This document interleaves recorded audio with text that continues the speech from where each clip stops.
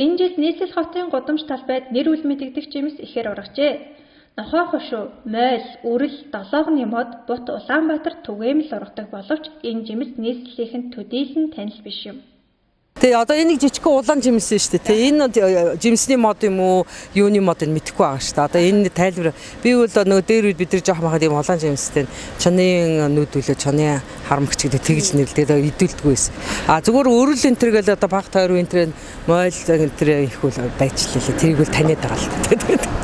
Тэгвэл энэ нь аль төрөл зүйлийн ямар ашиг тустай жимс болох талаар бид мэрэгжлийн хүмүүсээс тодрууллаа. Энэ жимсийг Моруугийн далан хальс гэдэг аж, харин улбар шар жимстэйг нь татар далан хальс гэнэ.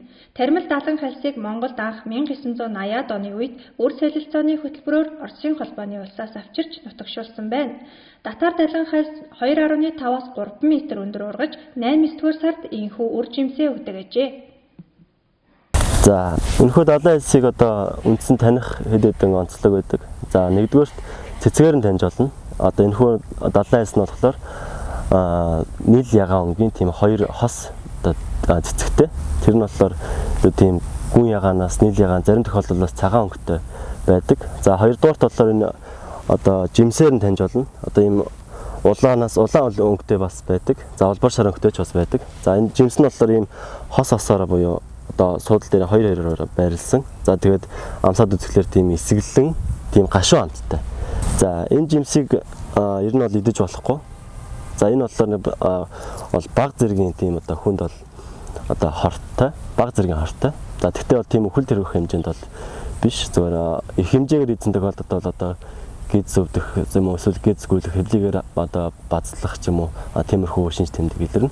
За ер нь бол энийг ихэвчлэн одоо нэг хотын ногоон байгууламжинд гоёл чимэглэлийн зориултаагаар одоо тариалсан байгаа. Ижил төстэй зарим жимснээс далан хальсыг навчны хэлбэр, иш зэрэг шинж тэмдгээр нь таних болдог. Далан хальсны навч ойролцоогоор 6 см урт, 100 хэлбэртэй ишин саарл өнгөтэй хөндөй байдаг байна.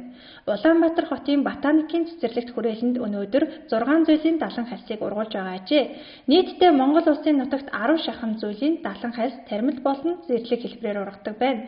Далан хальсыг англиар honeysuckle, орсоор gymnozost гэдэг бол латин нэр нь Lonicera юм. Шинжлэх ухаанд энэ ургамлын 180 гаруй зүйл бүртгэгджээ. Далан хальс нь Хойд Америк, Евразийн нутгаар түгээмэл тархацтай ургамал юм.